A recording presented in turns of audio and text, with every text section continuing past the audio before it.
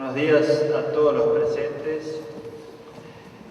La Corte Suprema de Justicia de la Nación ha decidido convocar una audiencia pública para escuchar los argumentos de las partes en esta causa promovida por la provincia de Santa Fe contra el Estado Nacional, y lo ha hecho en el convencimiento de que el tema que constituye el objeto del litigio tiene una trascendencia institucional, lo cual amerita escuchar a las partes y hacerlo de modo público, con el debate necesario para aclarar las posiciones y poder tomar algunas decisiones en el avance de la causa. En razón de la complejidad de las cuestiones debatidas, hemos decidido en esta audiencia hacer una pequeña modificación respecto de las anteriores, que consiste en que la Corte va a escuchar, en primer lugar, la posición de quien promueve la demanda, que es la provincia de Santa Fe. Luego vamos a escuchar la posición de quien representa el Estado Nacional, y cada uno de ellos por 20 minutos, y a posteriori, y esta es la modificación, vamos a dar lugar a un derecho de réplica de cada uno de ellos por 10 minutos. De esta manera pensamos que se va a contribuir a mejorar la claridad y la transparencia del debate, sin perjuicio también de que los jueces haremos las preguntas que creamos necesarias para aclarar nuestras propias ideas, y en ese sentido ambas partes saben que pueden responder por sí mismas o bien recurrir a los asesores o a los ministros o a los abogados que los asistan. Señor Presidente de la Corte Suprema de Justicia de la Nación, señoras ministras, señores ministros de la Corte, representantes del Gobierno Nacional, venimos a esta audiencia pública informativa a los efectos de fundamentar el pedido de una medida cautelar a fin de suspender preventivamente la detracción del 15% de la masa de coparticipación nacional a la provincia de Santa Fe, que era o es destinado al ANSES. Los hechos que fundan esta petición están basados fundamentalmente en que en la década de los 90 hubo un verdadero colapso del sistema de reparto, y prácticamente en el mismo tiempo se dio la creación del sistema de capitalización, conocido como las AFJP, que como respuesta tuvieron la constitución de dos pactos, el Pacto Fiscal 1, el Pacto Fiscal 2 y todas las prórrogas.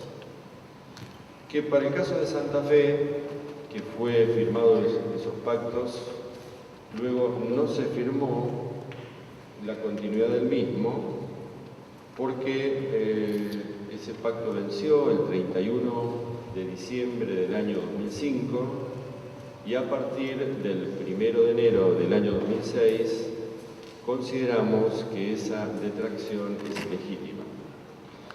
Por lo tanto, si hay una cuestión fundamental que rige el sistema federal, es precisamente la existencia de acuerdos, y en este caso no hay acuerdo de partes, hay solamente una continuidad por parte del Gobierno Nacional en la exacción de este 15%. Entonces, la petición de Santa Fe es suspender la detracción, fundamentalmente porque las causas han cesado. Hoy la ANSES es una institución superavitaria, tiene alrededor de 15.000 millones de pesos anuales, y además, con todo el dinero que pasó de las AFJP al ANSES, que se formó el Fondo de Garantía Sustentable, hoy ese fondo tiene 140.000 millones de pesos. El compromiso de Santa Fe fue para el pago de obligaciones previsionales, no para sostenimiento de los fondos del ANSES. Entonces, si nosotros consideramos que venció el tiempo, 31 de diciembre de 2005, y que han desaparecido las causas por las cuales hoy todos los beneficiarios del sistema previsional están protegidos, creemos que realmente es un hecho que fundamenta el pedido de la provincia de Santa Fe. Entonces, Santa Fe no es igual a otras provincias. Santa Fe tiene una situación absolutamente particular, que está dado primero porque no se firmó la prórroga, segundo porque también Santa Fe está entre las provincias que no transfirieron la caja, y como si eso fuese poco, Santa Fe cumple con la movilidad jubilatoria que plantea precisamente el artículo 14 bis de la Constitución. Entonces, nuestra pretensión principal, indudablemente, es el cese de esta detracción ilegítima y la restitución de lo devengado a partir del 1 de enero de 2006. Sin embargo, por la situación económica y social en la que se encuentra el país, y en el marco del pedido de esta cautelar, solicitamos suspender en parte la detracción ilegítima. Esto es, pensamos que a partir de este año podría comenzarse un escalonamiento que indudablemente nosotros consideramos que podríamos aceptar un 50%, pero que también dejamos en la Corte que pueda sustentarse un pedido diferente. Y también condicionado, porque en defensa de los sectores pasivos es indudablemente que es importante defender las obligaciones previsionales. En tal caso, nosotros podemos realmente conceder en función de ese objetivo tan importante. A esta altura quisiera hacer una digresión. El problema presupuestario de Santa Fe. En Santa Fe no está hoy pasando por un momento donde los problemas sean debidos a gastos superfluos. El problema está pasando, sí, por la inconsistencia del sistema federal argentino. Creo que este es un problema de fondo que indudablemente explica muchas situaciones, como por ejemplo que hoy la centralización presupuestaria está alrededor de un 75%, y creo que realmente esto nos lleva a un valor que está muy lejos de aquel mítico 50%, y también lejos, obviamente, de la ley que fijaba el 34%. Y por otro lado, se da una contracara, que es la descentralización de las obligaciones sociales, educación, salud. Entonces hay una situación realmente inequitativa, porque se incrementa la concentración de los recursos económicos y se desprende el Estado Nacional de las obligaciones en educación y salud. Entonces, si aquí habría que poner las cosas en su lugar, o bien unitarizamos el país y concentramos educación y salud como era antes, como respuesta del gobierno nacional, o bien transferimos los recursos, que además es un derecho constitucional basado precisamente en nuestra Constitución Federal. De más está decir que nosotros preferimos la descentralización. De más está decir que nosotros creemos en la democracia de proximidad, en acercar las decisiones realmente a los lugares donde necesitamos las coberturas. Para seguir con esta digresión, quiero decirles que en Santa Fe hay una estructura de gasto rígido en el cual el 85, 86, 87% son gastos corrientes y salarios. También hay un hecho real, que es el de la inflación, que obviamente no depende de las provincias, sino que es parte de la macroeconomía, donde lo que mayor impacta hoy en la población es alimentos y bebidas. Vemos que electrodomésticos, televisores, acondicionadores cuestan igual o menos que el año pasado. Sin embargo, lo que presiona hoy verdaderamente a la familia argentina es la presión, precisamente el costo del alimento. Y obviamente que hay una presión fiscal nacional que está en el 84%, con lo cual queda poco espacio para la presión fiscal provincial.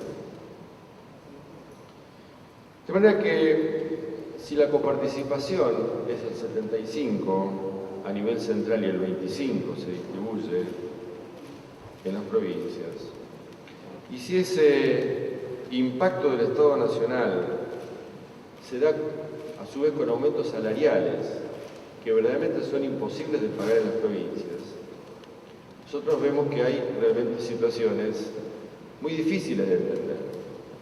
Porque tenemos por un lado que se fija un salario docente en una paritaria nacional del 23,5%, y sin embargo quien debe hacerse cargo de este incremento como base son las provincias, que son los que tienen las escuelas, obviamente los docentes.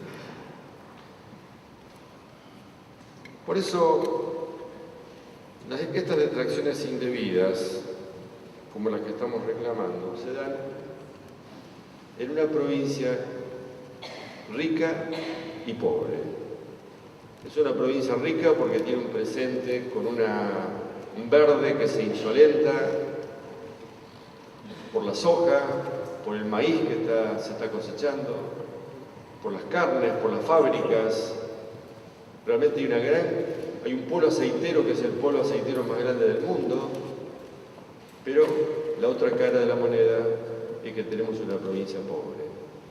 Simplemente citar que tenemos 160.000 jóvenes que no estudian ni trabajan es realmente un presente que tarde o temprano va a impactar en toda la sociedad. Por eso, en definitiva, y luego para dejar lugar a las preguntas que seguramente serán en esta nueva mecánica muy importantes, también me acompaña el fiscal de Estado, el doctor Jorge Barraguirre, el ministro de Economía, Ángel Ciara. Quisiéramos también dejar en claro, porque lo sabemos, que estas consideraciones no son resorte del Poder Judicial. Simplemente son complementarias para ilustrar la gravedad de la situación que vivimos. Por lo tanto, no pretendemos judicializar una cuestión política. Creemos que es la política la que tiene que resolver esas cuestiones de fondo. Pero sí pretendemos de la Corte resolver un conflicto típicamente jurídico, de derecho elemental, que se da entre un deudor y un acreedor. Y además, especialmente de Santa Fe. Porque nosotros también estas consideraciones las hacemos en base a una responsabilidad que tenemos con la nación. No queremos desfinanciar la nación, no queremos generar un efecto cascada, un efecto dominó. Somos muy responsables de todo lo que está ocurriendo en el país y de todo lo que podemos hacer si hay acuerdo en las líneas generales para construir un país mejor. Por eso, resumiendo, ¿por qué pedimos la cautelar? Primero, porque hay un convenio vencido. Segundo, porque hay una causa desaparecida. Tercero, porque una de las partes, sin consentimiento, la sigue ejecutando. Y cuarto, obviamente por la situación social y financiera de la provincia de Santa Fe. ¿Qué pedimos en la cautelar? Pedimos primero la detracción al 50% o a lo que pueda fijar la prudente la Corte. Y segundo, condicionar a la suficiencia del sistema previsional esta detracción. Entonces, hasta tanto se sustancie la causa originaria, la situación de Santa Fe, al no haber extendido el consentimiento y al no haber transferido su caja, está indudablemente en una situación muy particular.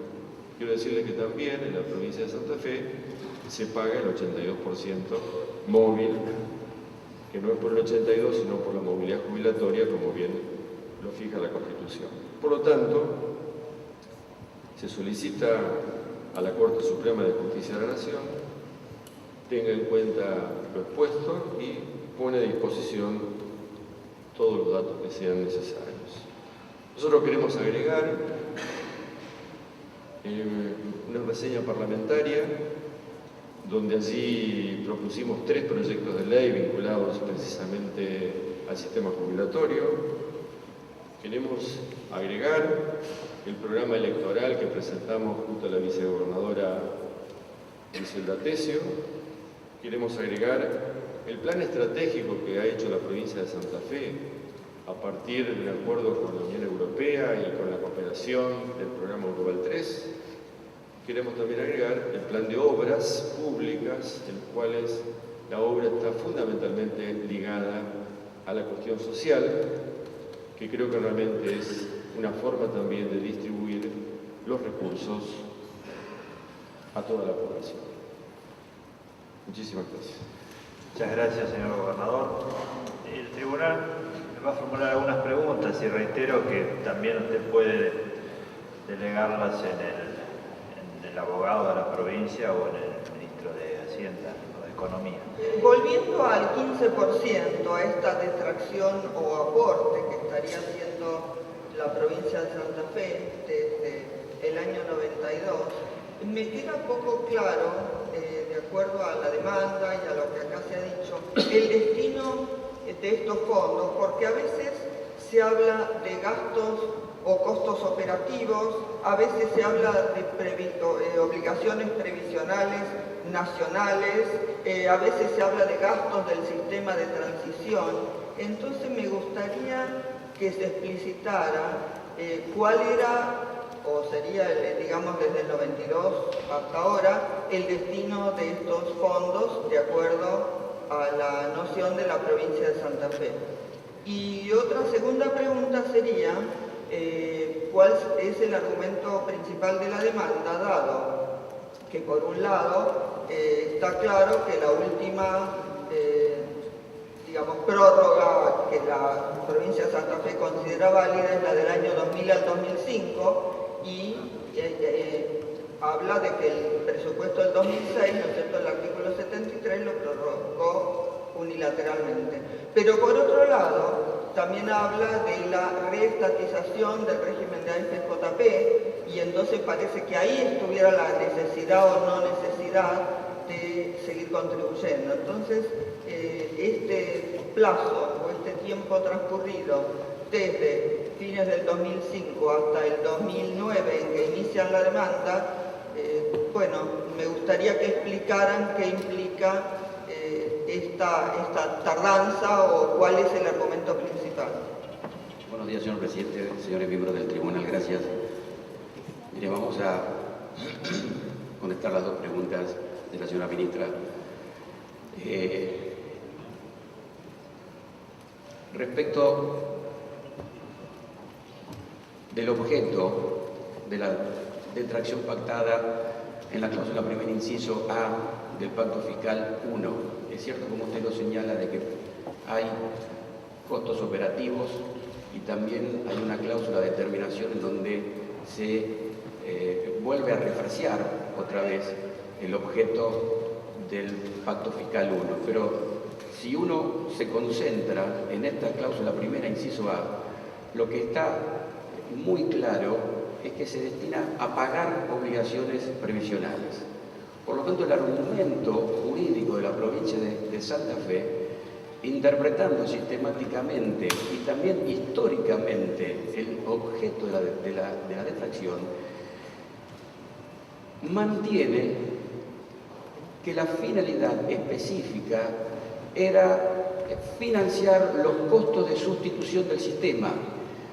Si usted mira la demanda de la provincia, hay un capítulo específico que se refiere a la prehistoria, y en estos términos a la prehistoria del acuerdo fiscal de 1992, y comienza con un breve relato haciendo referencia al primer decreto de necesidad de urgencia, el 2196/86, en el cual, o por el cual el Poder Ejecutivo de la Nación en aquella época se ve obligado a suspender el cumplimiento de las sentencias previsionales porque impactaba en un 8,5% del Producto Bruto Interno del país y generaba un incremento del 70% del presupuesto.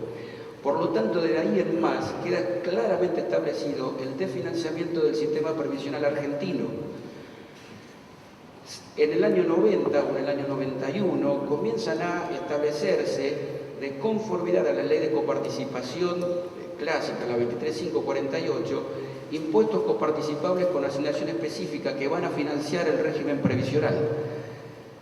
Como tampoco esto es el remedio suficiente para seguir financiando el sistema de previsión social argentino, en el año 92 las provincias, respetuosa del principio de solidaridad federal, consienten en una detracción de la masa de recursos coparticipables del 15% para terminar con el problema financiero del régimen previsional. De allí que sostenemos dos argumentos en función de esta historia. El primero es que hay, si usted lo quiere ver desde el punto de vista del derecho privado, hay una especie de frustración del fin del contrato. ¿Cuál era la funcionalidad económica social que tenía este tratado interjurisdiccional? Soportar o financiar los costos de transición del sistema. Si usted mira pero a mí me gustaría saber si para usted costos de transición es lo mismo o es algo diferente como rubro a pagarle a los pasivos.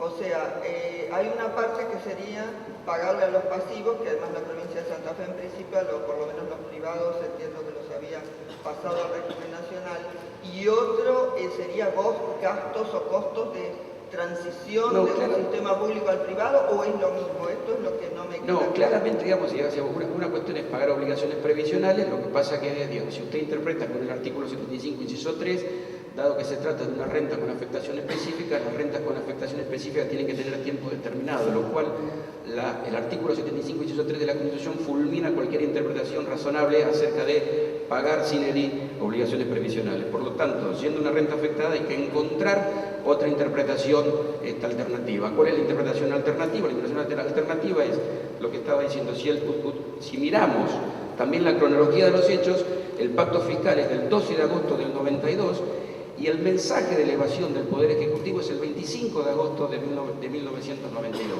De tal manera que todos los actores políticos relevantes en el año 92 tenían claramente en mente de que se iba a desfinanciar el sistema. Veníamos con un stock de deuda calculado por los expertos alrededor de los 7.000 millones de dólares y además no íbamos a poder seguir financiando el sistema porque los aportes y contribuciones se iban a redireccionar al sistema privado. Por lo tanto, ¿cómo hacemos para pagar a los jubilados? Ese es el concepto de costos de transición. Bueno, y el hecho de que este vencimiento o caída del pacto, de acuerdo a la posición de la provincia, fue a fin del 2005. ¿Y qué pasó hasta el 2009 que inician la demanda? O sea, ¿por qué? No sé si cambiaron de idea o había reclamos, aparentemente no se habla de la demanda de reclamos previos. ¿Qué pasó en este periodo donde aparentemente la provincia seguía aceptando, por decir, la detracción? Digamos, la provincia tiene una simple tolerancia. Hay reclamos administrativos que se le dirigen a la Nación a través del órgano federal competente, que es la Comisión Federal de Ingresos Públicos. Hay una discusión, hay un intercambio de documentación administrativa, y por lo tanto nosotros sostenemos por eso dos tipos de argumentos. Un argumento que tiene que ver con la falta del consentimiento. Es decir, ahí ya no hay más contratos, formalmente no hay más tratados. Y a partir claramente del año 2008 se cristaliza un cambio fundamental de circunstancias que hace innecesario que la provincia siga contribuyendo al mantenimiento de los costos de sustitución o de transición, dado que ya no hay más transición. Entonces, como dijo el gobernador, hoy estamos sentados, el Fondo de Garantía de Sustentabilidad, 139.000 millones de pesos, de acuerdo al informe de febrero de 2010 de ANSES. Entonces, son dos argumentos, doctora, sobre los cuales la provincia hace fuerza. El primer argumento, que es un argumento de tipo, si usted quiere, contractual o de conformación del derecho intrafederal. Necesitamos siempre las provincias y la nación ponernos de acuerdo. Bueno, el acuerdo la administración anterior no lo prestó. El segundo argumento, se ha caído la funcionalidad económica social de este contrato, de este convenio, de este tratado interjurisdiccional. Por eso le decía, lo puede ver por el derecho privado, 1198 y todas las interpretaciones alternativas alrededor del 1198, lo puede ver con el derecho supletorio del derecho intrafederal. Pero esos son los dos argumentos nuestros. La doctora Argibay presenta preguntas.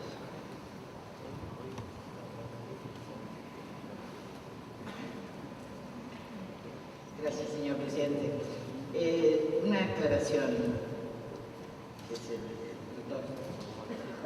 ¿Cuándo y en qué forma tomó la provincia la decisión de no adherir más a este pacto? Es decir, dentro de su derecho público, la provincial, puede haber sido de distintas maneras, ¿cierto? El Ejecutivo, la legislatura, etc. ¿Se tomó alguna decisión en concreto o fue solamente el silencio en la adhesión? Hasta donde nosotros hemos podido ver la documentación, es simplemente silencio.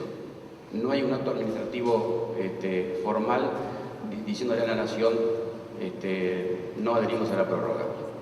Entonces, ¿desde qué momento entiende usted que ese silencio puede interpretarse concretamente como la negativa a adherir? No hay una medida determinada, usted sabe, doctora, digamos, para ver cuándo el silencio en derecho se torna operativo, pero uno podría considerar que es una práctica consistente que ha pasado durante el año 2006, que ha pasado durante el año 2007, que durante el año 2008 Santa Fe ya dirigió las reclamaciones administrativas, etcétera, etcétera. En ocasiones anteriores hubo periodos en que el silencio de la provincia no significó la negativa de adherir al pacto, porque pasó tiempo y después adhirieron, tardíamente a lo mejor, pero adhirieron. De manera que el silencio solo no parece ser demasiado claro como negativa. Nosotros creemos que el silencio es relevante. Usted, por ejemplo, puede citar, digamos, el caso de la provincia de Buenos Aires, que tuvo dos modificaciones, incluso que las hizo retroactivas. Nosotros creemos que habiendo obligación de expedirse, en este caso el silencio es absolutamente relevante a la luz del Código Civil. Se trata de hacer un contrato, se trata de hacer un acuerdo interjurisdiccional, se trata de hacer una manifestación positiva de voluntad y hay una obligación de hacer una manifestación positiva.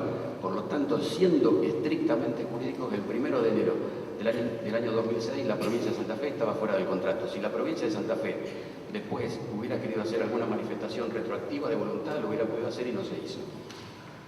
Muchas gracias. Doctor Maqueda. Yo vuelvo a la detracción del 15% de la masa de impuestos coparticipables en el año 1992, en lo que se denominó el Pacto Fiscal 1. En principio habría dos objetivos, de acuerdo a la demanda de ustedes, ¿no? Me fijo en la demanda de ustedes. El primer objetivo era financiar el déficit que se derivaría de la privatización del sistema jubilatorio. Usted esto lo explicó. Pero el segundo de ellos se refiere específicamente, como parte de esta detracción del 15%, a gastos operativos. ¿Qué es lo que eran los gastos operativos concretamente? Discúlpeme, doctor Maguera, digamos, hay que volver a hacer historia. En el año 90 o año 91, ministro de Economía, doctor Domingo Cavallo, emiten 2 decretos del Poder Ejecutivo Nacional para financiar los costos operativos de la Dirección General Impositiva.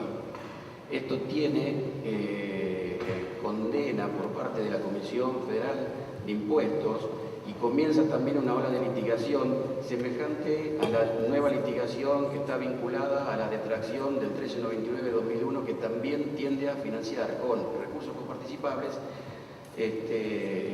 fondos de la Administración Federal de Ingresos Públicos. Entonces, en aquel momento, las provincias y la Nación, cuando firman, deciden poner punto final a estos 2 decretos unilaterales de la Nación que habían sido condenados por la Comisión Federal de Ingresos Públicos y con costos operativos, básicamente se están refiriendo a mantener estos costos operativos con los cuales va a funcionar el sistema. Muchas gracias.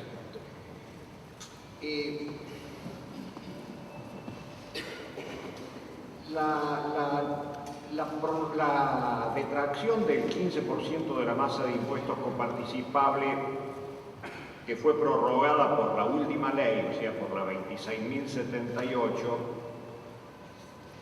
que no fue aceptada por la provincia de Santa Fe,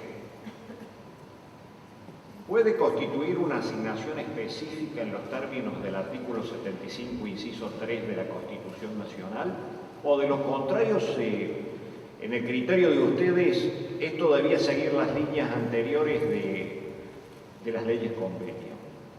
Si es así, ¿por qué no nos explica por qué? Porque en primer lugar, por el origen de la detracción. Es decir, la detracción tiene toda una continuidad y viene como un acuerdo interfederal. Se viene manejando siempre como un acuerdo interfederal. Recuerde que la última prórroga tiene por origen un pacto interjurisdiccional específico, que es el compromiso federal del año 2000, de tal manera que la regulación que venían haciendo las provincias, incluso una vez sancionada la reforma constitucional del 94, era de considerarlo como un tratado interjurisdiccional. Y en segundo lugar, también lo explica la historia, la Comisión Federal de Impuestos le manifiesta a la Nación y a las provincias que en caso de que el problema central no era el Pacto Fiscal 1, sino eran las obligaciones pendientes que tenían algunas provincias con el Pacto Fiscal 2 del año 93. La Comisión Federal de Ingresos Públicos, la Comisión Federal de Impuestos, le comunica tanto a las provincias como a la Nación que tienen que producir la prórroga, que tienen que producir el nuevo acuerdo interjurisdiccional por ley convenio. Y el tercer motivo, además del motivo original de la historia que lo explica, es la propia cláusula de vencimiento que tiene el Pacto Fiscal 1. La cláusula de vencimiento, la cláusula de duración del Pacto Fiscal 1 dice: esta detracción va a terminar o bien cuando haya nuevo acuerdo de partes, no cuando haya una asignación específica por vía del artículo 75, inciso 3, o bien por una nueva ley de coparticipación. Son los 2 modos que el mismo acuerdo admite. Y con respecto a la pregunta, si usted considera de que puede haber sido una facultad de la Nación apartarse de estas leyes convenios y haber dictado la ley 26.078 en el marco del artículo 75, inciso 3 de la Constitución Nacional, que es una asignación específica. No, reitero, digamos, no puede volver a afectar, digamos, una renta específica, digamos, sobre fondos que vienen detraídos con anterioridad. Es decir, no es que lo toma, digamos, como un hecho nuevo, vamos a detraer ahora el 15% de los recursos coparticipables, sino que lo que está haciendo es prorrogando una ley. El artículo 76 no es una renta afectada, dice prorróguese la ley 24.130, de tal manera que no está imponiendo una detracción específica, está prorrogando una ley que viene con anterioridad. Muchas gracias.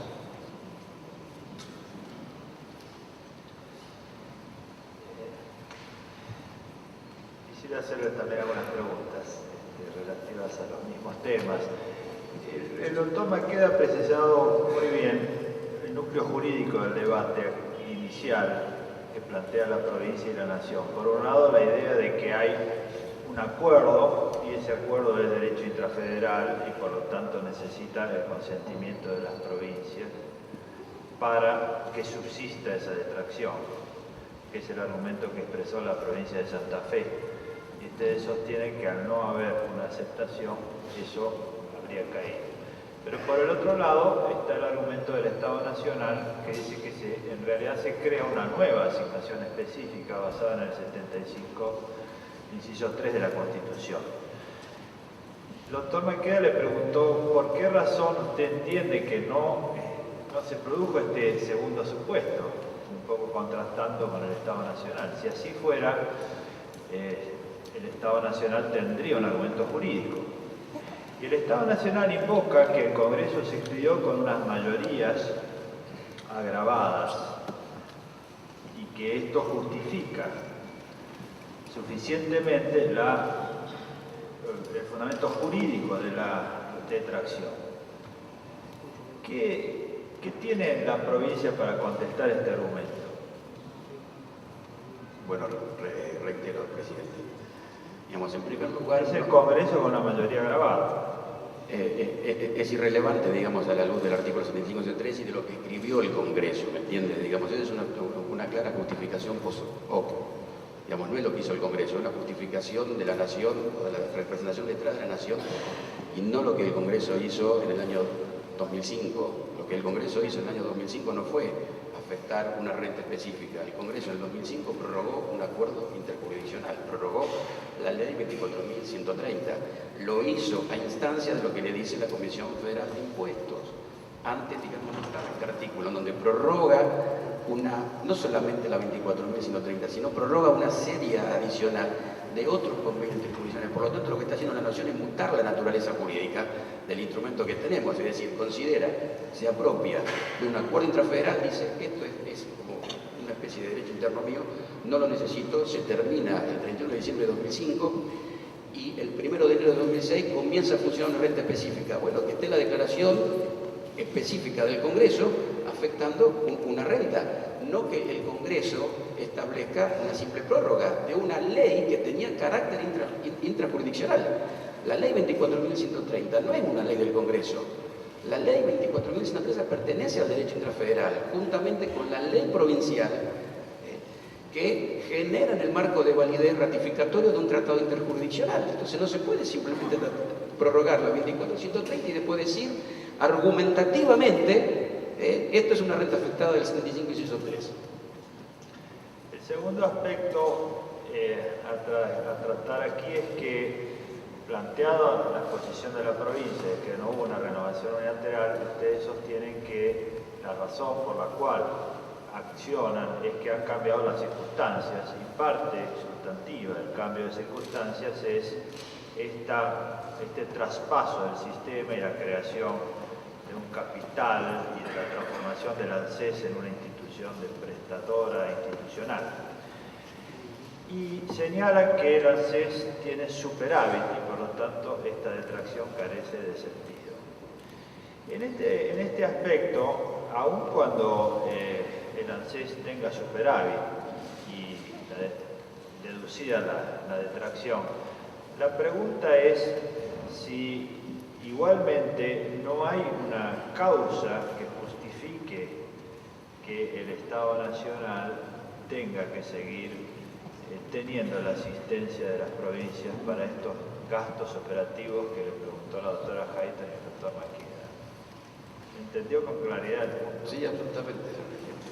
Nosotros, vuelvo a repetir, son dos argumentos. El primero, estamos fuera del contrato. Una cuestión es si hay o no déficit o superávit, pero la otra es si hay causa en los gastos operativos para que se siga haciendo esta detracción. rebobino. Digo, primera razón es que estamos fuera del contrato porque tenemos que tener un convenio, un tratado interjurisdiccional que nosotros no hemos consentido, y como hemos discutido, como hemos debatido, no hay razón para considerarlo esto como una afectación específica del 75 inciso 3. Si este argumento fuese insuficiente, lo que la provincia le está ofreciendo a la Corte como argumento es, hay un cambio radical de circunstancias. ¿En qué consiste el cambio radical de circunstancias? Miremos las razones por las cuales en el año 92 nosotros admitimos la detracción. Básicamente era un stock de deuda y un flujo de fondos que no existía. Estas dos razones hoy no están presentes. Si hubiese causa, no es solamente el superávit de ANSES el que ilustra la falta de causa o la disfuncionalidad económica social de este tratado o este acuerdo.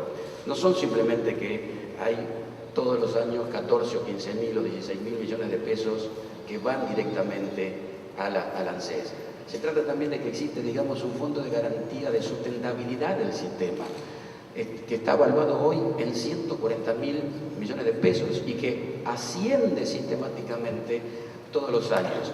Entonces, si nosotros considerásemos, por ejemplo, de que tenemos que seguir financiando el sistema de previsión social, si las provincias tienen que seguir contribuyendo a pesar de las situaciones provinciales, no habría inconvenientes en formalizar un nuevo acuerdo. Pero el problema es que considerar a futuro de que existen causas para financiar el régimen previsional dentro de 10 años o dentro de 20 años o dentro de 25 años, ahí el argumento de la nación es como el perro que se muerde la cola, porque si lo quieren encauzar en el 75 inciso 3, la afectación específica tiene tiempo determinado. Entonces las causas por las cuales tenemos que seguir contribuyendo a financiar el sistema de previsión social no pueden ser nunca causas a largo plazo. No sé si se entiende el argumento de la provincia. Una última pregunta en relación al argumento que dio el señor gobernador relativo a la petición de una medida cautelar y el peligro en la demora. ¿Podría explicarnos en qué consiste el peligro en la demora? Es decir, ¿cuál es la urgencia? Principalmente si existe alguna cuestión social que amerite el otorgamiento de una medida cautelar en un contexto donde usted bien sabe que las medidas cautelares en materia de actuación del Estado Nacional es bien restrictivo.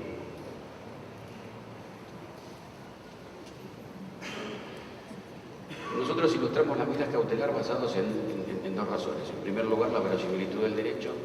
En segundo lugar, el peligro en la demora, que está explicitado en la presentación sinóptica nuestra del día lunes. Y además por una serie de razones prudenciales que creemos que también son convenientes, a fin de no obligar a la Corte a tener que fallar siempre y exclusivamente mirando en términos deontológicos de lo que debe suceder, sino también de lo que puede llegar a suceder en el caso de concederlo. Y en el caso específico del peligro en la demora, me parece que la situación de Santa Fe ya está explicada en los memoriales. Es una situación de déficit estructural.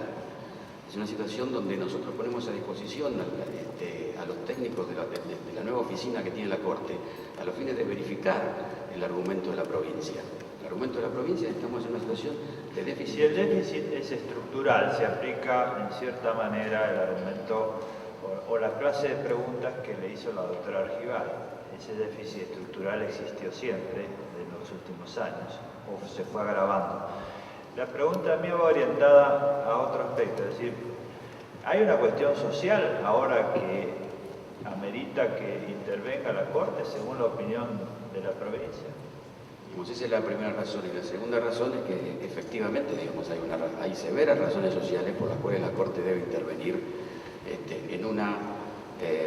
o frente a una situación jurídica de la cual la Nación carece de títulos. La provincia de Santa Fe, como lo ha explicado el gobernador, debe enfrentar, por ejemplo, todos los aumentos salariales. La Nación fija el porcentaje y aun cuando los salarios en la provincia sean más altos que los salarios en la Nación, digamos, la reclamación de los sindicatos, más allá de la razonabilidad o no que tengan, es la del mismo porcentaje. Es decir, la provincia hoy está enfrentando severas huelgas de los empleados públicos estatales. estatales, de los maestros. La provincia está paralizada hace prácticamente 8 días o 9 días. Entonces creemos de que también hay una situación social que amerita la intervención de la Corte. Por eso el discurso del gobernador, en el sentido de que no se viene a judicializar la política, sino que se viene a hacer un reclamo pura y estrictamente de derecho. El problema central, me parece acá, el núcleo central es cuán dispuestos estamos a proteger los contratos, cuán dispuestos estamos a proteger las promesas, cuán dispuestos estamos a proteger los compromisos asumidos. Si no se trata solamente a los contratos, hay que verlos si los contratos son contratos conmutativos onerosos, el deudor le tiene que pagar al acreedor. También los contratos tienen término y por lo tanto si uno sale fuera del término, también sale fuera del contrato. Y lo que le pasa a la provincia de Santa Fe es que estamos frente a una situación en donde la nación fija los salarios públicos, pero retiene los recursos genuinos de la provincia de Santa Fe. Está bien, muchas gracias. Muchas Nada gracias, muy amable. Realiza un informe ante la Corte del Estado Nacional por la intervención de la señora subsecretaria de Relaciones con la provincia del Ministerio de Economía, doctora Nora Nacarón. Quería solicitar la dispensa por la ausencia del señor Ministro de Economía y Finanzas Públicas, que a último momento surgieron compromisos impostergables parlamentarios, y voy a estar yo en su representación. Bueno, algunos temas yo creo que van a ser reiterados porque entre las preguntas y lo que puso la provincia, pero creo que ustedes tienen que escuchar la versión del Estado Nacional. El objeto del reclamo, que es la inconstitucionalidad del artículo 76 de la Ley de Presupuesto del año 2006, la Ley 26078, nosotros interpretamos y nos vamos al origen, que es el acuerdo entre el Gobierno Nacional y los gobiernos provinciales del año 92, ratificado por la Ley 24130, en donde se dispuso que el Estado Nacional quedaba autorizado a retener el 15% de la masa de impuestos coparticipables para atender el pago de obligaciones previsionales y otros gastos operativos, como se estuvo señalando. En el mismo acuerdo existe el compromiso de las partes, nación y provincia, de financiar mancomunadamente el sistema previsional con el 15% de la masa coparticipable hasta un nuevo acuerdo o hasta una nueva ley de coparticipación federal. Esa es nuestra base, nuestro origen. A partir de ahí, sucesivos pactos y o leyes fueron prorrogando esta detracción del 15% con el destino a seguridad social, al sistema previsional. Porque ha habido distintos pactos o distintas leyes. En el acontecer de la situación económica y política de nuestro país, hubo distintas necesidades que han originado pactos, y en el momento en que no hubo necesidad de hacer nuevos pactos, se trabajaron con leyes considerando la detracción del 15% de la masa como una asignación específica. Acordémonos que el pacto del 92 es previo a la Constitución, y en la Constitución del 94 recién se establece, se crea el artículo 75, inciso 3, las asignaciones específicas, que tienen como requisito tiempo determinado, destino específico y votación por una mayoría calificada. Entonces, a partir del año 92, la prórroga de esta detracción tuvo distintas, miradas. O por pacto... Perdóneme si me permite, señor presidente, pero hay un tema que no quiero dejar pasar por alto. Usted dice que las asignaciones específicas aparecen por primera vez reguladas con en la Constitución constitucional de 1994, pero ya existían con anterioridad, las constitucionaliza la Convención Exactamente, le da rango o sea de que ya existían antes las asignaciones específicas. Existían, pero no tenían rango constitucional. Lo mismo que el acuerdo, las leyes convenios, si bien existían previo a la Constitución del 94, la Constitución le da rango y realmente institucionaliza estos mecanismos. Con esto yo... Permítame, quiero hacer una pregunta en el mismo sentido. Si nosotros estamos, usted misma dice que hay un convenio, y este convenio es el que da origen a la cifra de la cual estamos discutiendo, este es un convenio que nace una ley y hay una ley de las provincias en general, y en el caso de la provincia de Santa Fe, que la acepta. A esto denominamos leyes, convenios o derechos intrafederales. Esto sucede ininterrumpidamente hasta que surge un cambio. En la ley que está cuestionada, lo único que se dice es que se prorroga otra ley, y esa otra ley es un convenio. ¿Cuál es el argumento jurídico que el Estado Nacional sostiene para decir que hay un cambio de naturaleza jurídica de pasar de un sistema de acuerdos de derecho intrafederal a un sistema en el cual dispone la nación sola con una asignación específica? ¿Cuál es el argumento jurídico para sostener eso? Por ahí quería aclararle que entre pactos hubo prórroga de esta asignación específica a través de leyes comunes votadas por mayoría especial, como son la 25063 o la 25239.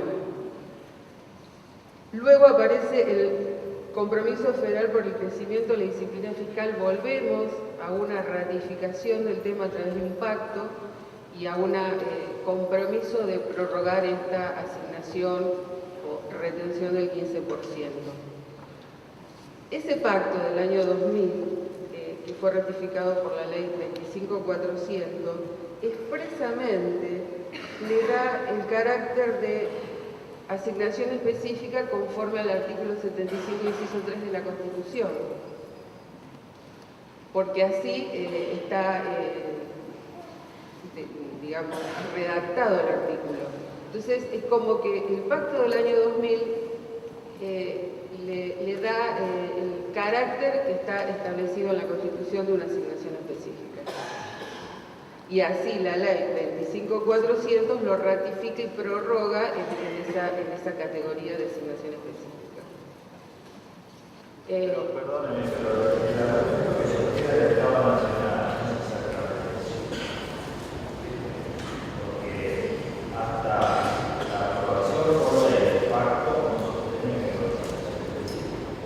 Lo sostiene el posterior, que se informa la ley nada. Pero la ley 25400, yo no tengo la Eso tiene que dar prorroga en función del artículo 75, expresamente hecho en el artículo.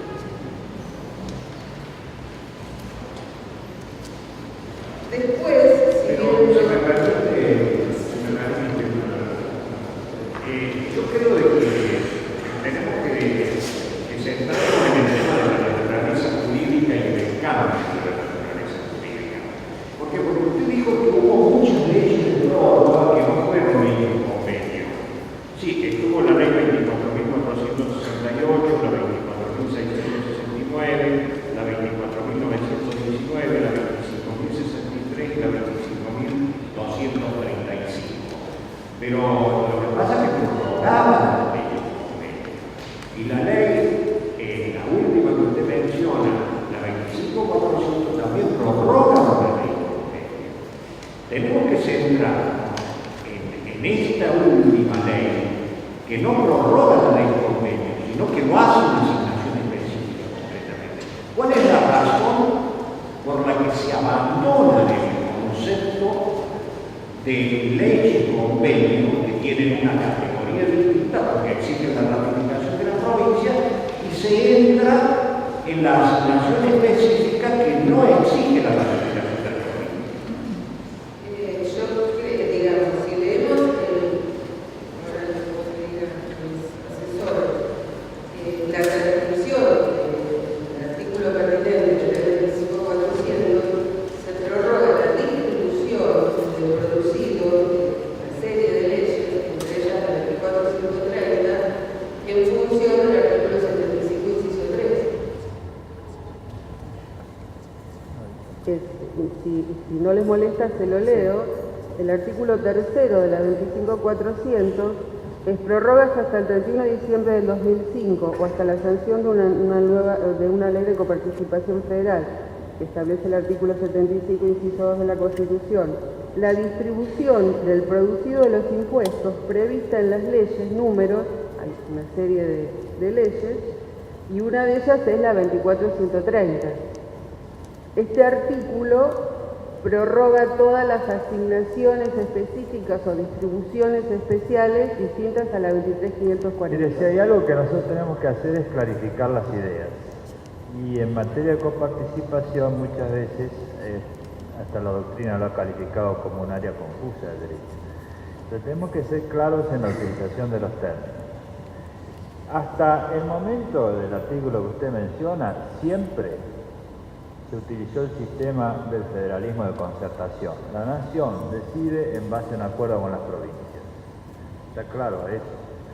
Y ese es el sistema de la ley que usted citó. Abruptamente cambia. ¿Por qué? ¿Por qué cambian? Y además, ¿de dónde surge que cambian?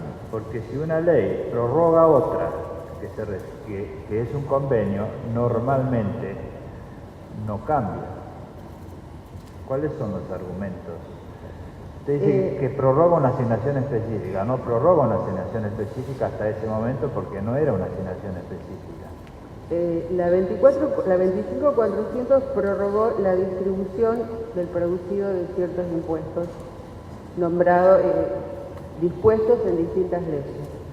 El artículo 76 de la ley del presupuesto 2006 hace exactamente lo mismo. Prorroga la distribución de los impuestos previstos en la ley 24.130. Es el mismo modelo, el mismo esquema. ¿Y cuáles eran los previstos en la 24.130? ¿Cómo? Perdón. Se dice, la ley prorroga los previstos en la 24.130. ¿Y cuáles eran los previstos en la 24.130? No eran los que surgían de un convenio. ¿Sí? Y si era así, entonces lo que prorrogó es un convenio. No creó una asignación específica. Por el 75, inciso 3, reúne todas las características de una asignación específica. Damos ese argumento.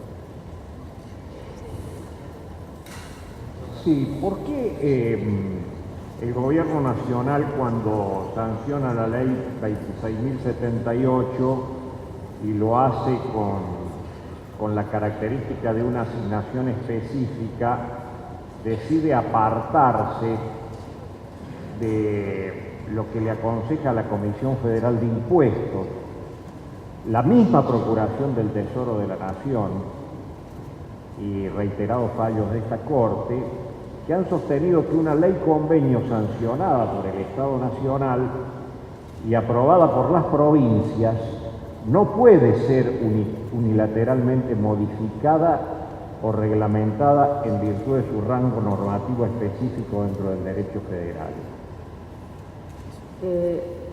No tengo los elementos en este momento. Yo creo que nosotros vamos a tener una exposición mucho más detallada en la contestación de la demanda, pero conozco informes de la Comisión Federal de Impuestos en donde aconsejaba prorrogar las distribuciones específicas. El problema de la Comisión Federal de Impuestos era prorrogar el pacto del 92-93, donde había obligaciones impositivas, tributarias a cargo de las provincias incumplidas, como resguardo a las propias jurisdicciones, que la Nación estaba de acuerdo, y aconsejaba prorrogar la distribución, la asignación específica del 15%, porque si no se perdía. O sea, tengo informes de los digamos, asesores en donde plantean esto.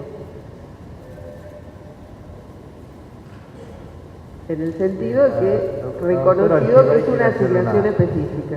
Doctora Argibay. Suponiendo que el artículo 76, la ley de presupuesto del año 2006, creó una asignación específica para los fondos de coparticipación, ¿cuál sería el destino específico de estos fondos?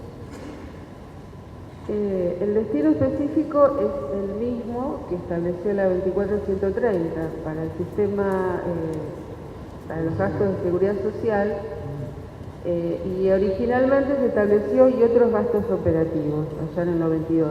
Actualmente esos fondos son utilizados por el ANSES solo para pagar gastos relativos a la seguridad social. ¿Y cuál sería el tiempo determinado del que habla el artículo 75, inciso 3 de la Constitución Nacional? Artículo 76. Es un tiempo determinable entre la vigencia de los impuestos que nutren este 15% y o una nueva ley de coparticipación. ¿Y usted considera que la inclusión de esta prórroga dentro de una ley ómnibus como es la ley de presupuesto y de una cláusula ómnibus, porque involucra una cantidad enorme de leyes, cumple con la asignación que tiene el 75 tercero, que debe ser aprobado por una ley especial, con una mayoría especial? Yo considero que cumple los requisitos. En la discusión parlamentaria así se trató, así se discutió, se votó con la mayoría solicitada por el 75 inciso 3, o sea, mayoría absoluta de la totalidad de los miembros. Puedo decirles que se votó de 257 integrantes de diputados, 153 diputados lo votaron afirmativamente, y en Senado 38 votos favorables tuvo este artículo con la discusión pertinente, o sea, no fue un artículo que pasó desapercibido, digamos, fue una discusión en función de una asignación específica. Y los votos en negativo, bueno, pusieron sus argumentos de por qué votaban en negativo. Usted me está diciendo que en la discusión parlamentaria está claro que esta prórroga de la ley 24.130 fue entendida como una asignación específica y debatido y aprobado en ese sentido. Sí. Gracias. A ver, ¿cómo explica usted ahora la necesidad de esta detracción o aporte provincial frente al mencionado por la provincia y en general conocido superávit o cambio de situación por la cual ahora ya los activos aportan al sistema público? Por lo menos desde el fin del 2008, cuando cambió el régimen. Bueno, yo creo que ahí tenía alguna parte de exposición también más legal, pero lo dejo para después. Por ahí tendríamos que hacer eje en lo que es el ANSES, el Sistema Previsional Argentino. Creo que sabemos que desde el año, no sé, durante 15 años el sistema previsional mantuvo beneficios congelados, digamos, estuvo 15 años de una destrucción del sistema. A partir del año 2003 se empezaron a otorgar aumentos de las jubilaciones y pensiones, y el haber mínimo a partir de marzo de 2010 es prácticamente 6 veces al mínimo del año 2001. Ya no me voy 15 años, solo del año 2001. Durante el año 2008 y durante la gestión de la presidenta Cristina Fernández se realizó un cambio fundamental, obviamente promovido por la Corte, que fue la Ley de Movilidad de Haberes. Esta ley de movilidad, que fue aprobada por amplia mayoría en el Congreso, es crucial para el sistema previsional. Le da a los beneficiarios certidumbre en la evolución de sus haberes, eliminó la discrecionalidad de los distintos gobiernos de turno en congelar o no los beneficios, y permitió que crecieran el 11,7% de marzo de 2009, 7,3% en septiembre del 2009 y que lo hagan aproximadamente el 8,2% en marzo de este año. A ver, pero espere, en concreto, con todos estos aumentos, y aún también reconocemos con las sentencias de la Corte ¿no es cierto? ¿Hay déficit o hay superávit? Sería la pregunta concreta. Acá el gobierno de Santa Fe habló de un El superávit. presupuesto del ANSES está llegando a un nivel de equilibrio, cercano al equilibrio. Está llegando, este año va a llegar con la asignación, o sea, con el costo de la moratoria, que es una política muy importante de inclusión, 2.300.000 beneficiarios nuevos que no tenían absolutamente cobertura, con la decisión de la asignación universal por hijo, 3.600.000 Está bien, niños. pero entonces hay equilibrio en este momento. Está llegando al equilibrio. Está llegando al equilibrio con la inclusión del 15%. Con la inclusión del 15%. Se ha hecho un ejercicio, si en el año 2009 el ANSES no hubiese tenido el financiamiento del 15%, no hubiese tenido, digamos, el financiamiento equivalente a un millón de beneficios, más o menos. Gracias. Siguiendo con los temas económicos, me gustaría saber tu opinión, porque la provincia de Santa Fe dice que en el año 2009 hubo un superávit de 14.686 millones y el proyectado superávit del ANSES para el 2010 es de 15.840 millones. Ese es el resultado financiero previsto en el presupuesto. El presupuesto no contempló, porque bueno, fue armado antes, la asignación universal por hijo,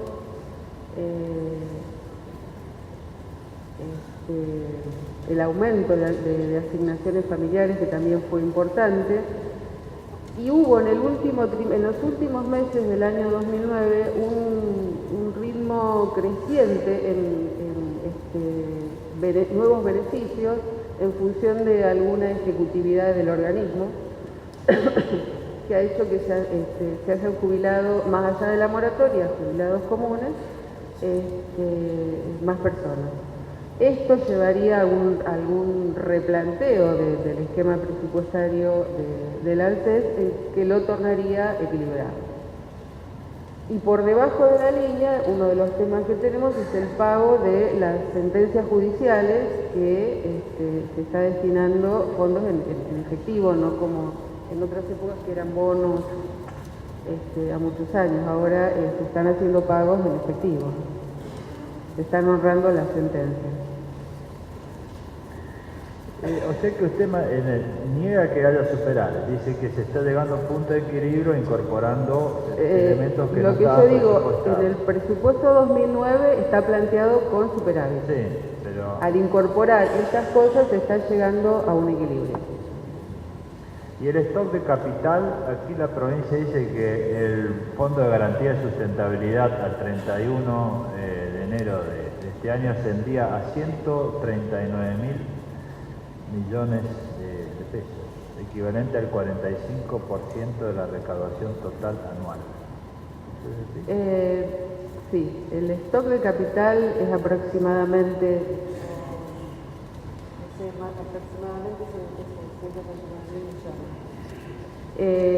lo que ahí creo que tenemos que diferenciar es lo que es justamente un stock de capital con el flujo y el flujo anual de lo que es el organismo. El stock de capital está como garantía ante contingencias y con una perspectiva económica de tratar de promover el empleo que a su vez promueva mayores aportes y contribuciones y que pueda reflejarse en un sistema más sólido. Y usted entonces sostiene el Estado Nacional que si no tuviera ese 12% específicamente asignado por las provincias, ese punto de equilibrio no se lograría. Sí. Y en relación al stock de capital, usted sostiene que eso no tiene relación alguna con estos aportes que están realizando las provincias. No, como el stock de capital, digamos, no salvo alguna contingencia, no es utilizable para el flujo corriente de gastos del sistema previsional. Ni aún en situaciones sociales de urgencia que pudieran haber.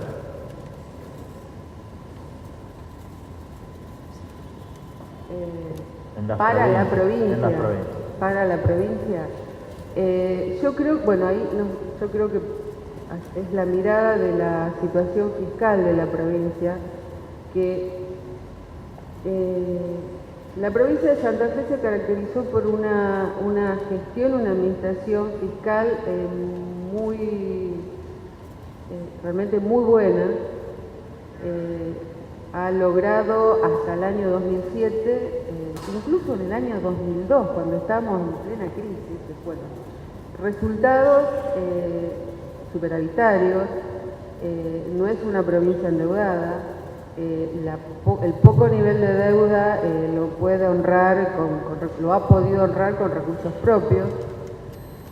Y a partir del año 2008, si bien a fines del 2008 el impacto de la crisis internacional sin precedentes, creo que lo tuvieron todas las provincias, lo tuvo el Estado Nacional, a pesar de eso, la gestión fiscal de la provincia generó un déficit bastante importante que se viene incrementando en 2009 y bueno, en el presupuesto 2010 la provincia plantea también un déficit mayor. ¿Qué es lo que vemos? Así un análisis muy resumido. Hay una desaceleración de los recursos tributarios provinciales en relación, yo lo estoy planteando en relación al conjunto de provincias, ¿no?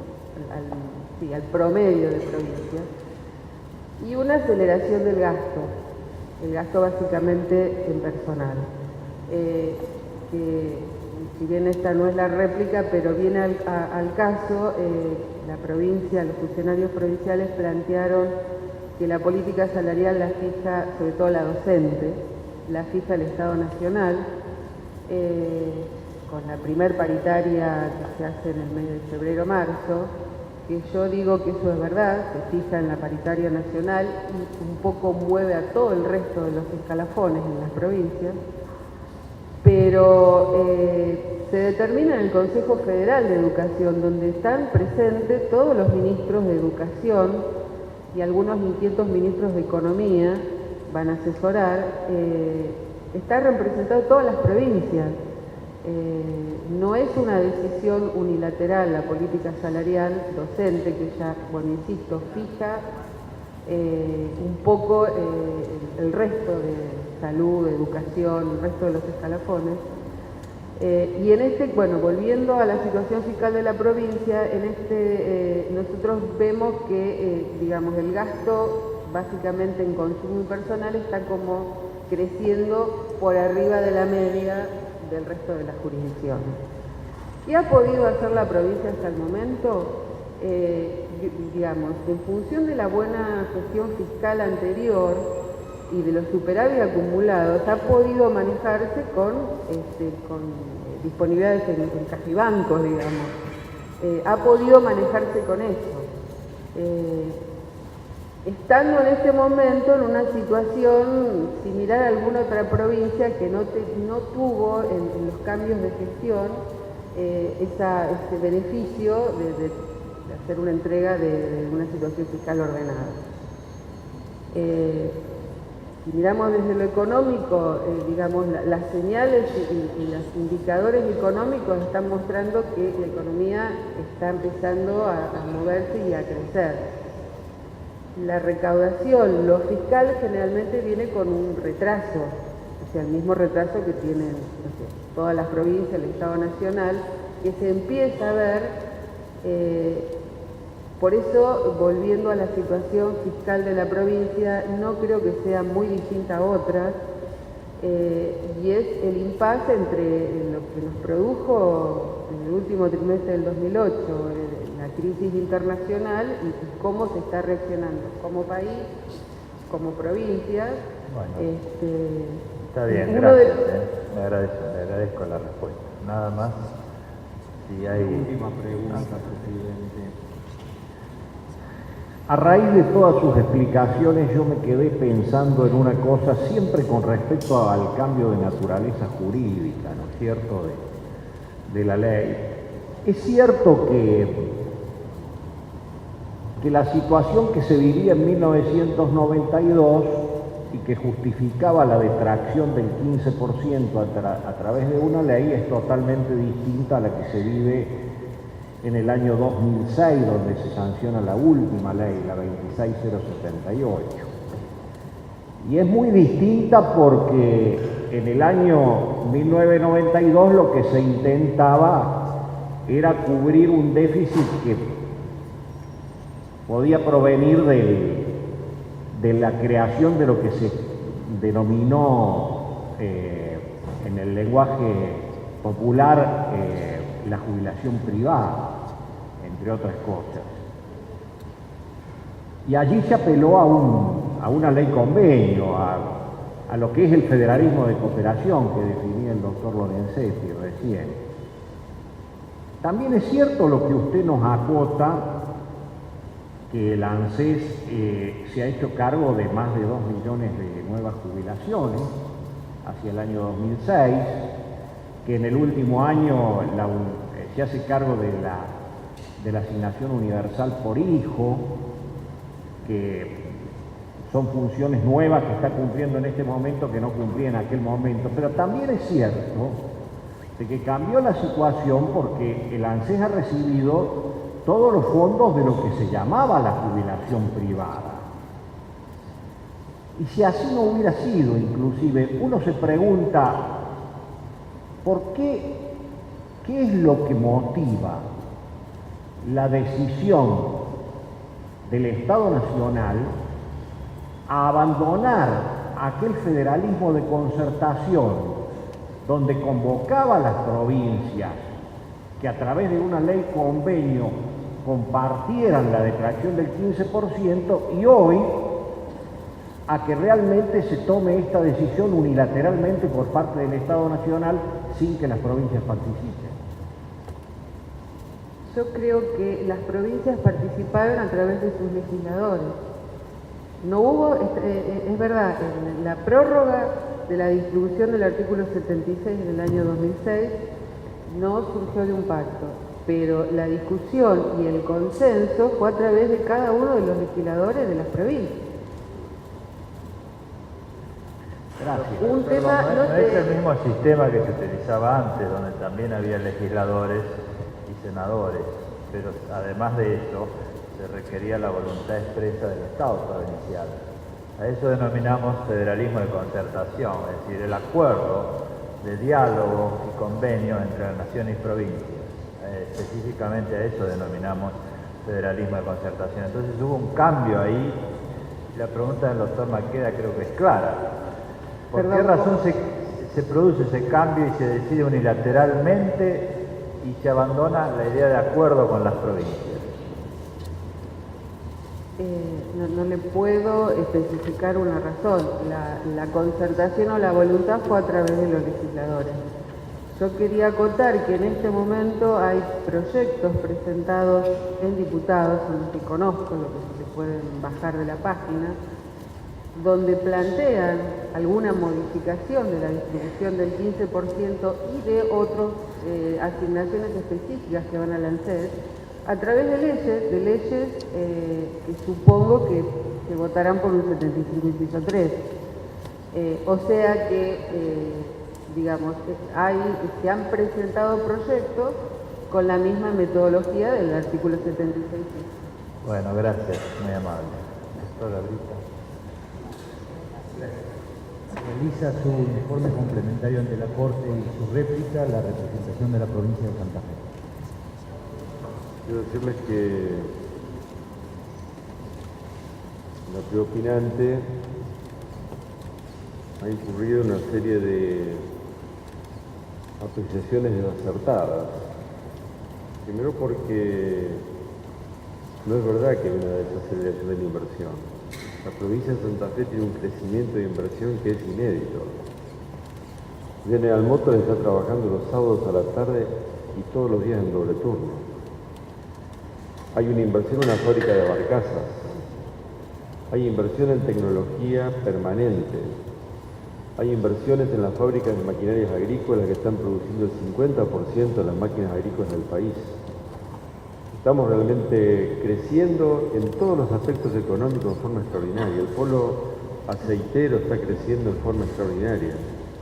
La producción de biocombustibles. De manera que hay un crecimiento en la inversión. El problema es otro. El problema es que hay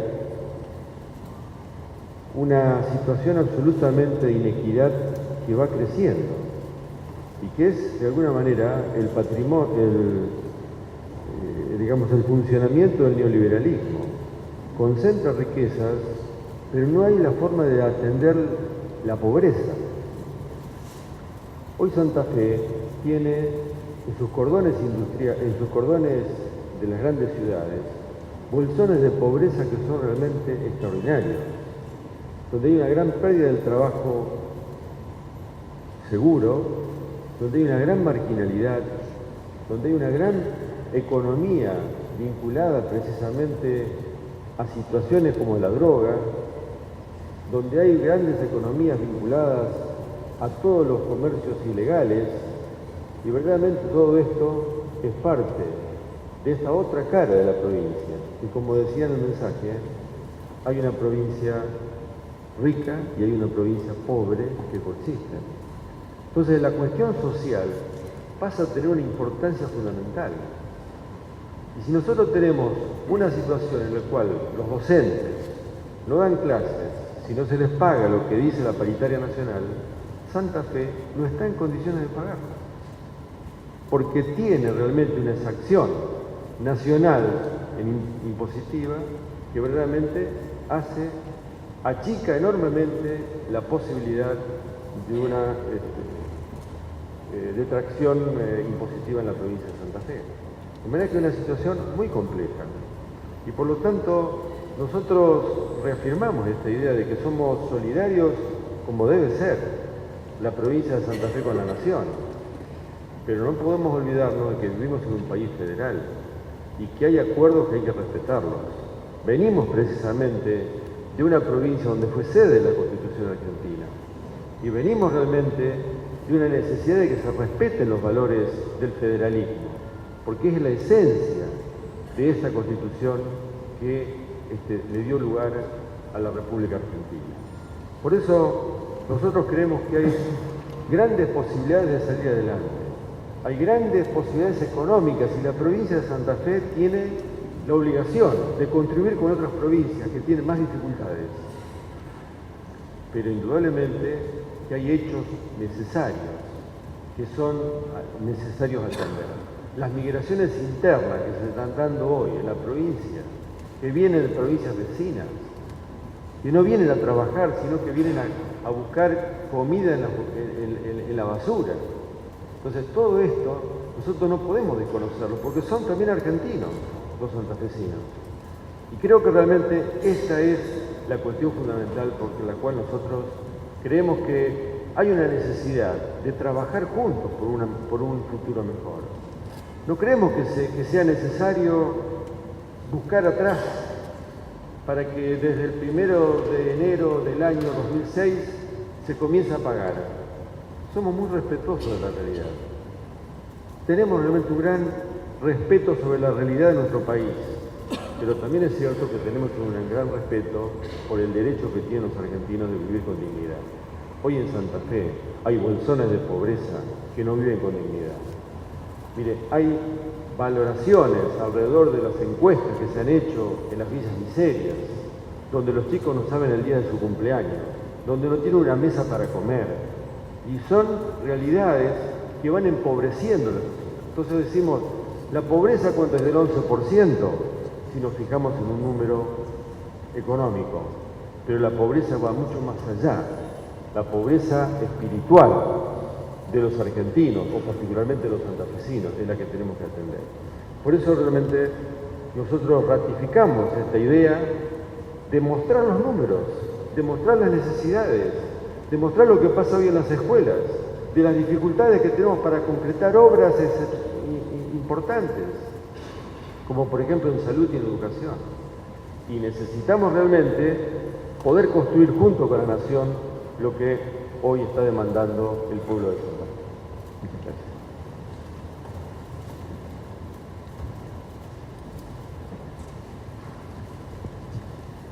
Quisiera hacer algunas pequeñas refutaciones sobre el argumento de la nación. Voy a empezar con el tema de la naturaleza jurídica de las leyes de prórroga y de los acuerdos interfederales. No es cierto que la ley 24.130 se discutió en el año 92 como una afectación específica. La ley 24.130, siguiendo la mecánica del federalismo de concertación, es la ley de la nación que ratifica y le da validez en el ámbito nacional al convenio intrafederal suscripto por nación y provincias. Vuelvo a repetir, no es cierto que la ley 24.130 establece una asignación específica. Si hubiese sido así, incluso hubiese exclusivamente tenido validez para la nación. Por lo tanto, hubiera sido inoponible a las provincias sin la ratificación de las provincias. Las provincias no ratificaron, no adhirieron a la 24.130. Las provincias, en cada una de sus legislaturas, adhirieron al Pacto Federal 1. Segunda cuestión, me parece trascendente. El artículo 76 de la ley 26.078, vuelvo a reiterar, no establece una afectación específica, no tiene el fraseo específico de una afectación específica. Dice, prorróguese durante la vigencia de los impuestos respectivos o hasta la sanción de la Ley de Coparticipación Federal, que establece el artículo 75, inciso 2 de la Constitución Nacional, lo que ocurra primero, la distribución del producido de los tributos previstos en la Ley 24.977, 25.67 y modificatorias, Ley de Impuesto a las Ganancias, Ley 24.130, etcétera, etcétera, etcétera. Y termina, y prorróguese por 5 años los plazos establecidos en el artículo de la 25.239. La Nación no puede prorrogar unilateralmente un producto del acuerdo intrafederal. Es simplemente que lo que está prorrogando es la ley dentro del ámbito de su competencia que permite que el acuerdo intrafederal se incorpore al derecho doméstico de la nación. Esto hay que pensarlo como un tratado internacional. Si no, no se entiende lo que son los tratados interjurisdiccionales y el federalismo de concertación. Pero además el argumento tercero, el argumento de la nación, es inconsistente, porque la nación señala que en el año 2006, a pregunta de la doctora Argibay, que le preguntó, ¿y cuál fue el concepto, el objeto, el fin específico que la nación prorrogó? El mismo fin específico de la 24.130, y el 24.130 hemos visto que eran los costos de sustitución del sistema previsional, entonces estaban prorrogando la nada. O en su defecto, estaban prorrogando el cumplimiento de obligaciones previsionales. Y la asignación universal por hijo no tiene nada que ver con el pago de una jubilación. Puede cumplir con un fin social y es absolutamente loable que se cumpla con los fines sociales. Pero esto no estaba dentro del espíritu de la 24.130, que responde a un problema de cómo se pagan las jubilaciones en Argentina. No cómo establecemos un seguro universal para proteger la niñez, que requiere otro pacto federal. Y esto es lo que la provincia de Santa Fe sostiene. Un minuto para eso. Y el último punto es la instancia de quién se prorrogó. Como tengo un minuto, simplemente hago un señalamiento. En la demanda, en el párrafo 56, está expresamente establecido cómo fue el procedimiento que se siguió por parte de la Nación para prorrogar una ley que regía en su propio ámbito jurisdiccional. Allí está relatado perfectamente el informe de asesoría jurídica 60-2005, no se dice nada de ampliarlas y prorrogar las detracciones. Al contrario, hay un párrafo B en el que concluye el informe especial que dice: la pérdida de un instrumento legal que autorice a la Secretaría de Hacienda a continuar disponiendo de los fondos para el sistema previsional y el Fondo de Desequilibrios Fiscales.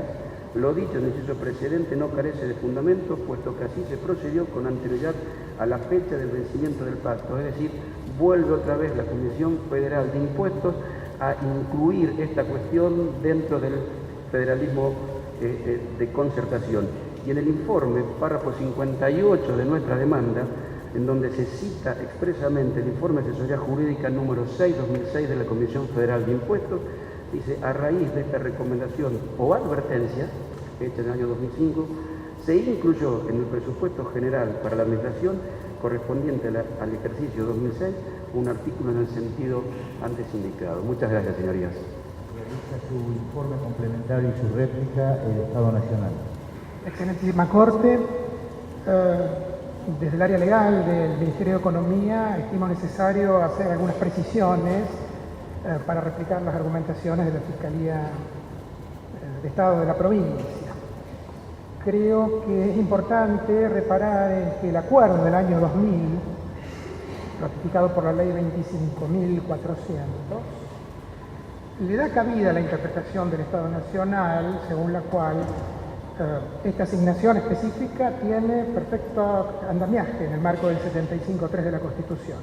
No solo porque así lo dice expresamente el artículo 3 de la Ley 25.400, en su frase final remite al 75.3 de la Constitución, y esta ley fue aprobada, por cierto, con las mayorías calificadas que prevé la norma constitucional, sino también porque de manera expresa la cláusula quinta del acuerdo del año 2000 señala que las provincias, al suscribir este texto convencional, aceptan la continuidad de la distribución prevista en distintas leyes, entre otras la 24.130, y leo para ser fiel al texto de la norma, o conforme a la distribución, dice la cláusula quinta en su última frase, prevista en toda otra norma que disponga asignación, remarco la palabra, y o distribución específica de impuestos entre la nación y las provincias. Creo que esta expresión que contiene el pacto del año 2000, a tenor de la cual las provincias aceptan la asignación especial que pueda surgir de alguna ley también particular, le da pie a que posteriormente el artículo 76 de la Ley de Presupuesto del 2006 encuadre este destino específico al sistema previsional en el contexto del artículo 75, inciso 3 de la Constitución. Si bien ya la doctora Fracaroli señaló que fue aprobado el artículo 76 de la Ley 26.078 con las mayorías calificadas, quiero reiterar que 153 de los 257 diputados le dieron su voto, entre ellos legisladores de la provincia de Santa Fe. 38 senadores de los 72 de la Cámara Alta le dieron aprobación. De la lectura de los diarios de sesiones me surge que de los 3 senadores de la provincia, representantes de la provincia, uno de ellos estuvo ausente en el momento de la votación, otros 2 senadores estuvieron presentes y votaron afirmativamente por el artículo 76 de la 26.078. Entre los diputados que votaron la norma, el diario de sesiones me revela que el actual gobernador, entonces diputado nacional, también votó en sentido afirmativo el bloque que integra el artículo 76 de la 26.078. Salvo que yo presuma que al momento de emitir este voto, los representantes de la provincia, del pueblo de la provincia y de la provincia misma en ambas cámaras, obraron con ligereza, con imprevisión.